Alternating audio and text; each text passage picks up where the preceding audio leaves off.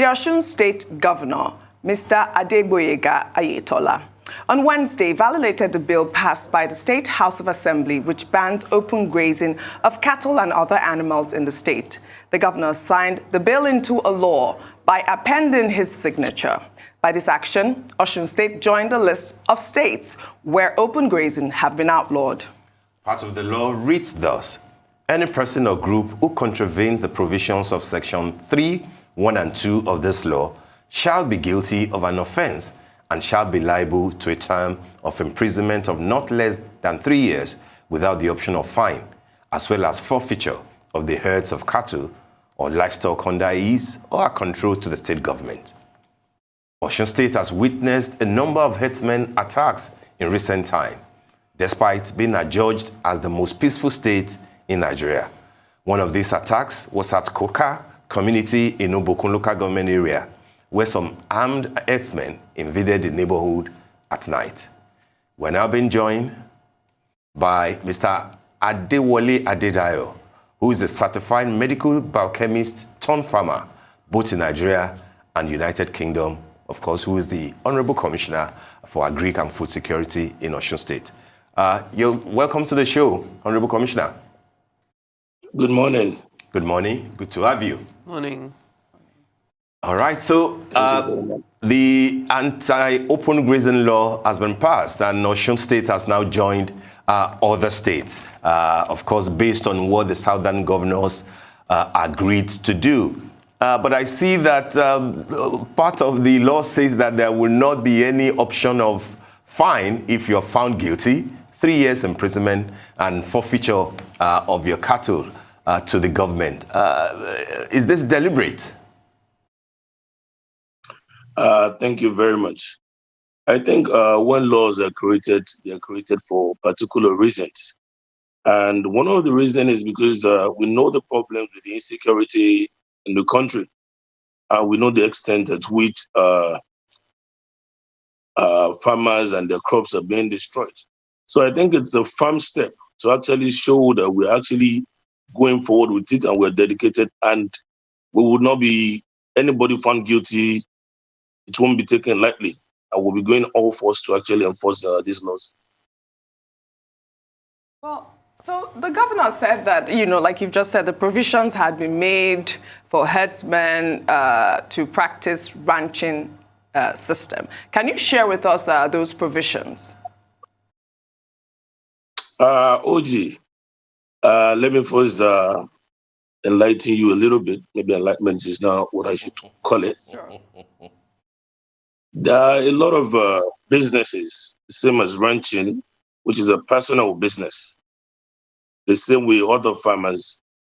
In Lagos State, for example, and in Osun State, there are a lot of private companies that actually give training on ranching, on feedlot production, for as little as 20,000 naira monthly.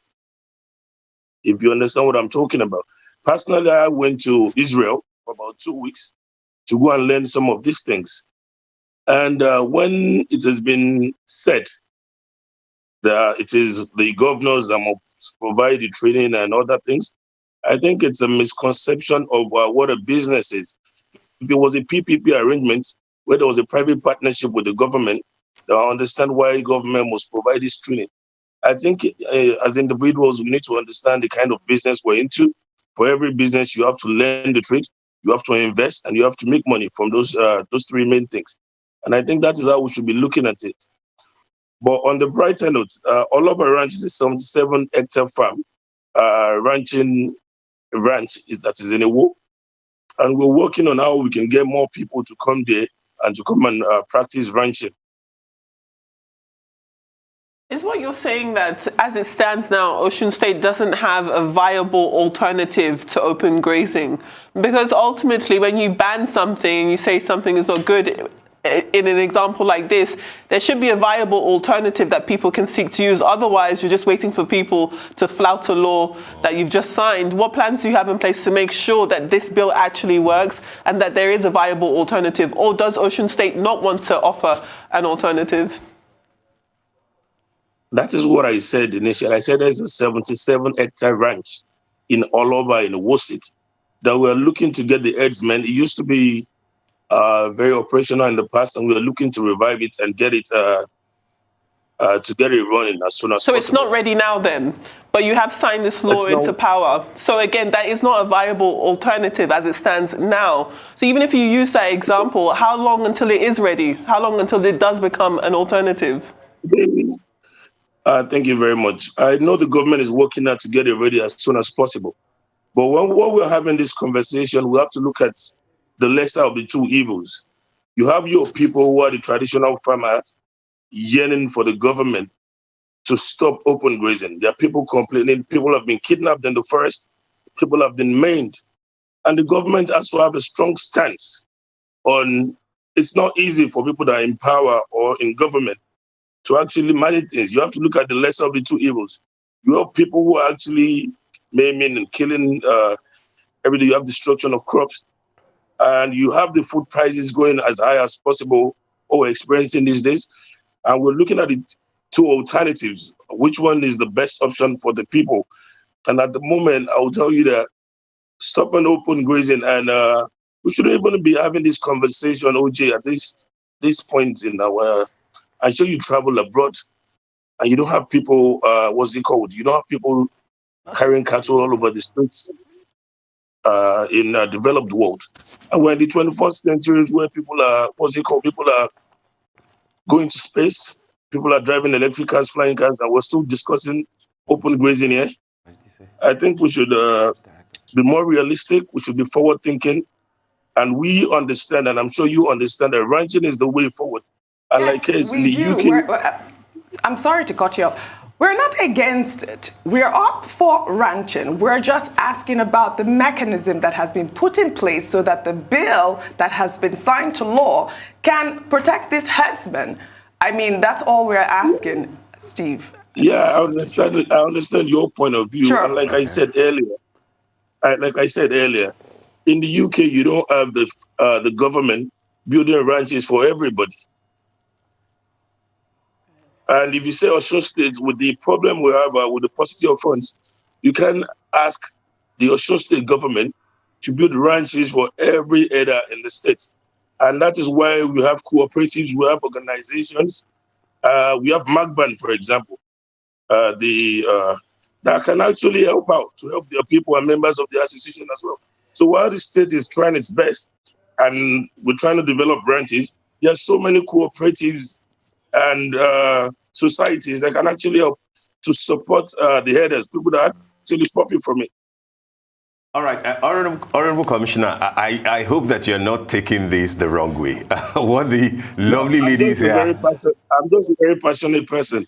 Okay, that's fine. I mean, we're also very passionate and we recognize what the Osun State government is trying to do. You know, just like the other states that are passing the open grazing. It is not a fight, and you know that it is still one country. But what we are asking is that, especially what Femi said, if the 77 hectare ranch that you mentioned is not fully ready, as she said, is it okay, therefore, to quickly jump into the bandwagon in signing the bill into law when that will criminalize what the herders are doing when the alternative that you are meant to provide, was not ready? But I understand what you are saying, that it may not necessarily be the job of the Osun State government to provide for them. However, if you look at what Ekiti State, for example, is doing, they're not saying that it's not our duty. They are saying that this is also about food security.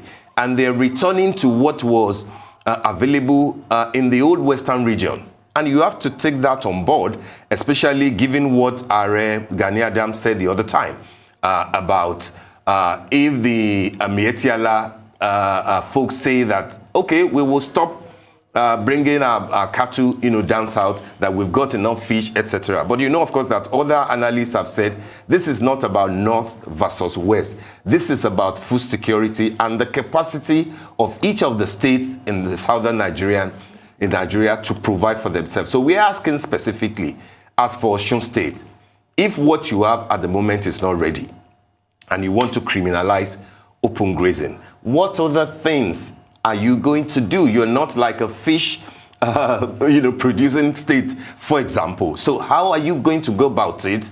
Are you going to emulate what Ekiti State is doing under Governor Fayemi, which says that we want to return to what we had during Adewole War? We can also produce cattle. Poultry can be as high as you want to be. You can be a lot more, dimension the possibilities. That's what we are saying here, if you get me, Honorable Commissioner. Thank you very much. About last month, I can tell you that Mr. Governor actually we started an OBOPS program, OBOPS 3 program that was stopped for a particular, for a while, which is the Osun Broiler Association Outgrowers Program. And Mr. Governor actually dedicated about 200 million to this program to help our broiler farmers in the state. It's an alternative source of protein because and we expect each farmer to earn about close to 300,000 in 6 weeks. So we're actually looking at alternatives. One of the things we're working on is we're working with Friesland Campina WAMCO. We're actually working to build milk collection centers across the state so that even people that are ranching can actually bring their milk to our collection centers in the state. So definitely we have different alternatives. Osun is one of the states that is blessed with a lot of water bodies. So we're looking at fish, we're looking at poultry. And then Osun State, recently we rolled our cocoa production program where we're looking to go into high cocoa production and also try to meet up with Ondo State. We give free cocoa to farmers in the states. Another product we're looking at is cassava. We're looking to work with a lot of farmers in cassava production. So we have alternatives, and I will let you know that privately, I'm also a cattle farmer. And that's why I'm so passionate about it. So I know the way I run my own little ranch. Where do you run your own ranch, HC? Where do you run it? It's in Oyo State. Okay. It's good to know that you are a farmer as well. So how much consultation was done with the herders before deciding to outlaw open grazing in your state?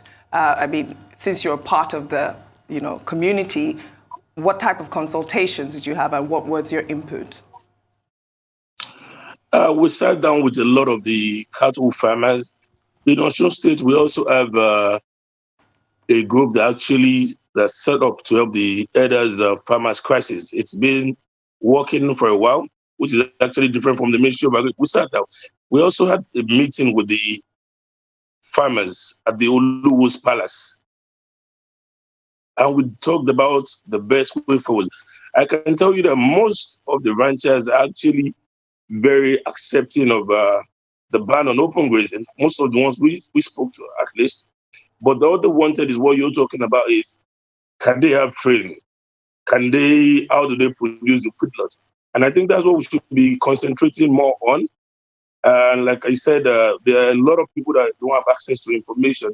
Like I said, I know in Oyo State, Lagos, and even Osun State, people are being taught how to do feedlots, how to do best way for milk collection. There's a lot of training going on out there that they actually have access to. But I think we need to disseminate, to give out our information better so that the farmers can know these are the other options they have. As it stands now, the level of food insecurity, not just in Osun State, indeed across Nigeria, it is moving towards an alarming, if it's not there already, at an alarming level. Can you talk to us about, and I'm trying to be careful with my words because I've used viable a lot, but your plans and the progress of your plans to make sure that Osun State moves away from the cliff edge of food insecurity, because it does seem to be fast approaching that point. Thank you very much. We need to look at two major factors on what is actually, whether it's, I don't want to know, when you're saying insecurity, are we talking about the hike in food prices, which can be caused by inflation and other elements? Or are we talking about the availability of food itself? Both. Yeah. So that's the main question I want to ask. When it comes to availability of food in the state, personally, I told you we have two major programs. A cocoa program where we decided to give out free cocoa to our farmers in the state to improve cocoa production in the state, and we're also monitoring, going to the farm segment to make sure they're actually planting the cocoa. Each local government got at least 2,000 cocoa seedlings to be planted in the state. We are also looking at massive cassava production. Mr. Governor has approved that we give cassava stems. We've done it like once or twice since we came on board, but this time we're going on to something really massive so that we can increase our cassava production in the state. Thirdly, in collaboration with the federal government, we've been able to clear 400 hectares of land, which is 1,000 acres in Ilefe in F3. And we are looking to allocate it to the youth. We should have done this a while ago, but we're trying to get the community along as much as possible so that we don't create any problems in the future. So we have about 1,000 acres of land that is cleared, but the allocation Mr. Governor gave was about 10,000 acres for food production. Okay, HC, I mean, that's a good one. I like the fact that you use personal example to reinforce your point about, why, you're having your own ranch and everything. But I'm interested in the contribution so far of agriculture in Osun State to your IGR and the level of benefits that citizens of the state are deriving. A lot of people will say that, Osun State is a civil service state. I know, for example, for a fact that former Governor Adewole tried to change that narrative. I believe, of course, that in 3.5 years or thereabout, Mr. Governor, Oyetola is also trying to, change that narrative in line with what his predecessor had. But how much of contribution is agriculture, bringing to the state in terms of, financials and in terms of stability and food security? You are a practitioner, so I'm sure that you will know. Thank you very much. One of the major things that will tell you is we all understand that the federal government gave a directive apart from agriculture, most people or most civil servants are not being engaged in other businesses. So more or less, I will tell you that more than 50% of the civil servants are actually farmers themselves, which shows how much they're contributing. The produce department alone last year, actually just the produce department contributed about 160 million. That was how much how much they made. 160 million naira. Yeah, just the produce department. Okay. Just the produce department alone. All right. And I can tell you what the other departments are doing. This year we've earned less than what we used to. And that was like you said, we need to look at the problems. When you're governing, you're not governing yourself, you're actually governing the people. We had a lot of complaints from the poultry farmers, the hardship. So we had to reduce the force on how much we're actually in taxes and other things we're actually getting from the farmers. But I can assure you that in Osun State, apart from the civil servants they are talking about, the government has invested so much in agriculture. Like I said, we give so much cassava, cocoa, and a lot of products out to our farmers. And in the long run, the whole idea is the cocoa program. In the long run, the whole idea is to generate as much ITR as possible for the state. If we can increase production, if I said we made 160 million last year, and this year alone we help our cocoa farmers, in the next 2 years we'll probably be making ×5 or ×10 of what we made last year. And that's what we're targeting. Honorable Commissioner Adedayo, I asked that question because I was also interested in continuity. 77 hectares of ranch, for me, will have benefited from the sort of using homegrown human resources, the type that Governor Oyetola's predecessor had in mind when he employed, more than 20,000 people. You have said to us now that you are speaking with herders, herdsmen to be interested, to come and engage, to come and, manage this for you or to be involved in what you are doing. But I'm thinking that if you had followed, if there has been continuity as to the sort of human capacity in the agri sector that I believe was, put in place, you probably wouldn't have needed to look elsewhere. You will have raised, people internally and then make sure that they're the ones running these things by themselves in the manner that it is planning. Is there continuity of purpose in what you met on ground and what you are now executing in Osun State? Thank you very much. You're asking a very difficult question. And the reason is because even if the governor spends 8 years, there's always a master plan, like you said. And it is very important, or it's very imperative that we follow that program. But when you get to a program that has reached 80% or 60% point of failure when you get there, then you need to re-engineer, or you need to replan, go back to your drawing table and say, if this plan hasn't worked, how can we get it back on track?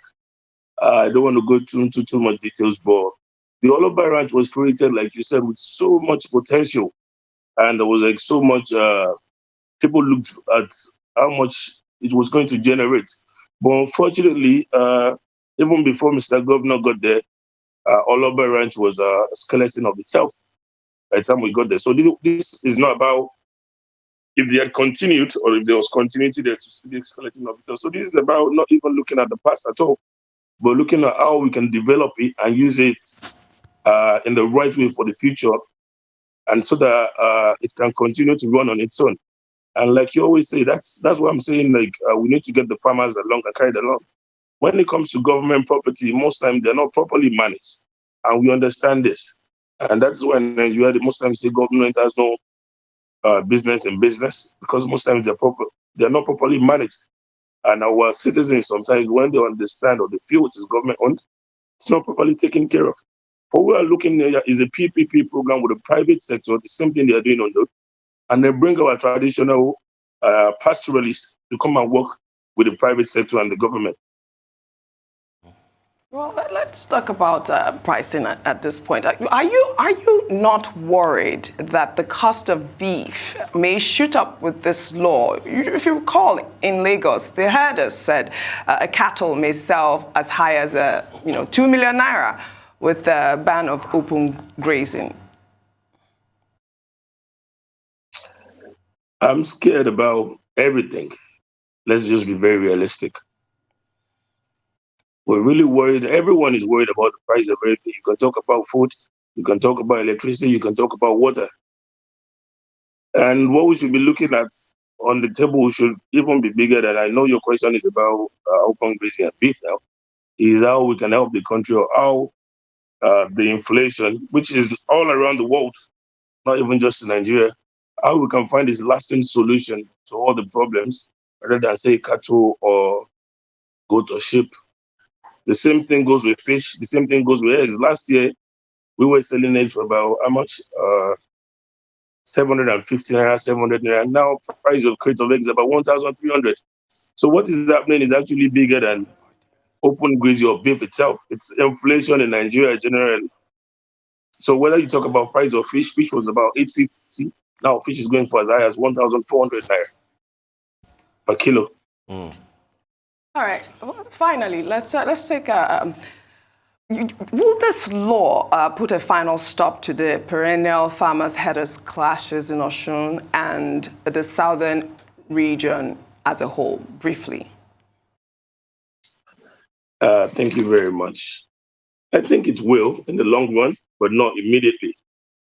I don't think, like I was talking passionately the other time, I don't think the problem is either open grazing or no open grazing. I think it's about ideology, what the different people will believe in, and what is right, what is wrong. What might be right with me might not be right with you.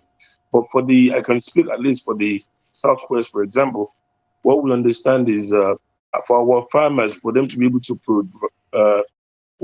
produce their crops in a peaceful manner, for them to be able to actually reap the fruits of their labor, I think we need to go through the ranching method. And for example, since the days of Adewole, let me go back a little bit. All our farm settlements, animals were not allowed in the farm settlement, even in the time of Adewole. So why should we now be allowing grazing in the farm settlements now, even when the founding fathers of the farm settlement knew it was actually wrong? And that's why those laws were put in place. So I think in the long run, it will solve the problem, but it's not going to be easy. It's not going to happen overnight. But I think, yeah, I totally believe it will. All right. Honorable Commissioner Adewole Adedayo, that's a good one. The law has been passed. It has to be enforced, obviously. So let's hope for the best. Thank you so much for joining us on the program this morning.